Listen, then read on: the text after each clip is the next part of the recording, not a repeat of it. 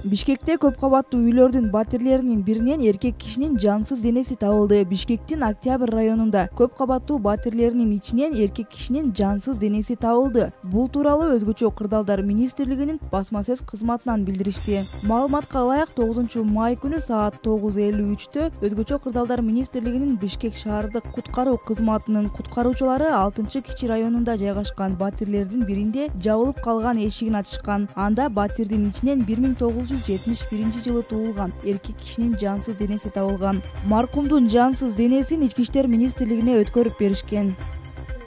Тажиктердин кол салуусунан саналуу күн мурун чек арада жашоо коркунучтуу болуп жатканын айткан Адил Садыр Жапаров менен жолугат. 12 жаштагы Адил Абдрахимов бүгүн 10 майда президент Садыр Жапаров менен жолугат. Бул тууралуу баланын апасы Айзада Хамдамова менен байланышканыбызда белгилүү болду. Балам бүгүн президент менен жолугат. Мен аны менен телефон аркылуу сүйлөшүп турам. Кечээ Ысык көлдө болчу, бүгүн Бишкек шаарына келиптир. Баламдын максаты чек арада коркпой, үй бүлөсү менен коопсуз жашоо.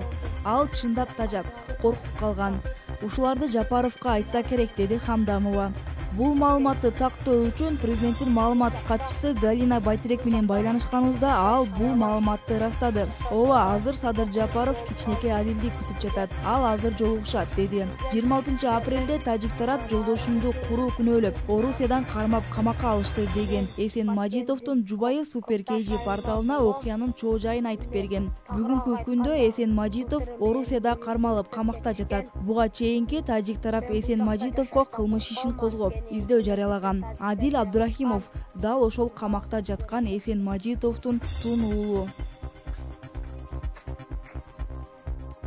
Рахмон Путин менен кыргыз-тажик чек арасындагы жаңжалды талкуулады. 8 майда Москвада Орусиянын президенти Владимир Путин менен Тажикстандын президенти Эмомали Рахмон жолугушту. Тажик президентинин сайтындагы маалыматка ылайык, эки тараптын жолугушуусунда 29 апрелдеги кыргыз-тажик чек арасындагы куралдуу жаңжалда талкууланган. Анда Эмомали Рахмон тажик тарап бардык маселени тынчтык жолу менен чечүүгө кызыктар экенин белгилеген. Орус президентинин расмий сайтында эки мамлекет башчынын жолугушуусунда кыргыз-тажик чек арасындагы абал талкууланганы тууралуу жазылган жок.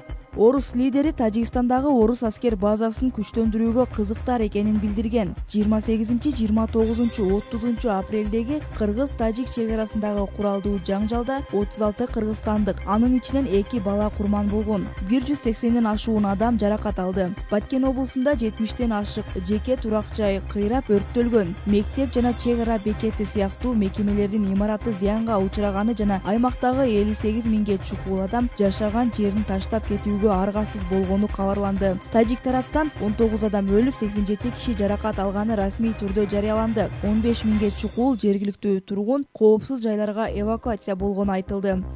Согди облусунун бир нече айылында 14 турак жай толук бузулуп, 2 үй, 1 курулуш жарым-жартылай жабыркаганы кабарланды. Кыргызстандын чек ара кызматы тажик тарап ок атууну биринчи баштаган жана чек арага кирип келген деп билдирген. Тажик бийлиги болсо кыргызстандыктарды башка мамлекетке каршы куралдуу күч колдонгон деп айыптап, кыргыз-тажик чек арасындагы окуяны агрессия деп сыпаттаган. Эки өлкөнүн башкы прокуратуралары кылмыш ишин ачып, иликтөө жүргүзүүдө.